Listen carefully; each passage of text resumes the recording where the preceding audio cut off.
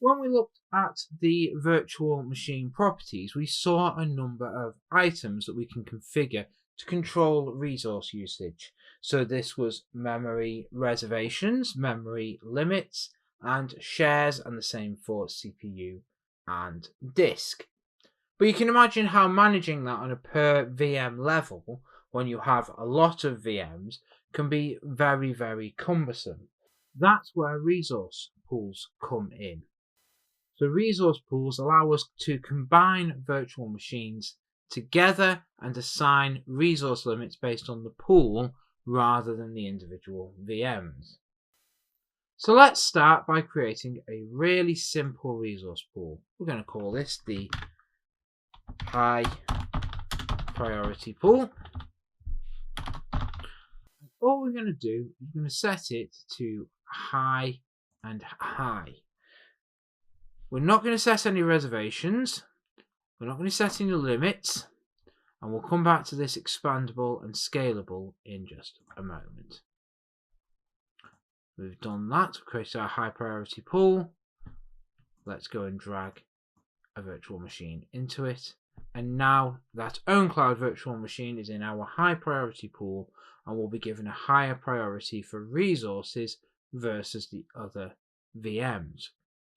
We can also create hierarchical pools, so pools within pools. So we'll create a resource pool here, and we're going to call this one Production. We're going to leave this as normal. We're not going to set any reservations on the CPU, but we will reserve 4 GB of RAM. And we'll note this expandable. Now this expandable means that the pools we create within this pool can expand that reservation. So we have a 4 GB reservation on this pool. However, we can create a pool within that pool which is larger than 4 GB reservation. We'll say OK.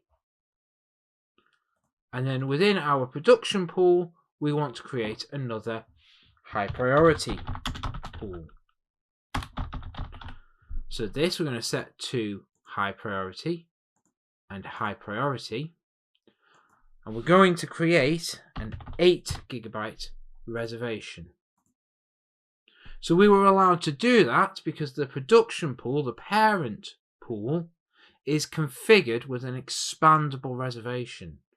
If I now go into that parent pool and turn off expandable, it fails because it knows that this pool we have created here will breach that reservation that we have already created. So if I now reduce that back down to 2048 to 2 GB and go back to my production resource pool, I can now turn off expandable. Now you want to be careful with expandable reservations because one of the things you can do with resource pools is you can grant certain people through the vCentre permissions access to that resource pool. So I'll give you a demonstration. We create another resource pool here and we're going to call this the development resource pool. We'll set that to low and low, and we're not going to create any reservations. We could now give our development team access to that resource pool. They could then go in there to create the VMs that they need rather than having to log a support call with us every time they want to create a VM to do some testing. But they can also within that then create a high priority resource pool, and they can give themselves a 22 GB reservation, and it let them do that, and all of a sudden your development team have collected 22 GB of RAM and earmarked it for themselves.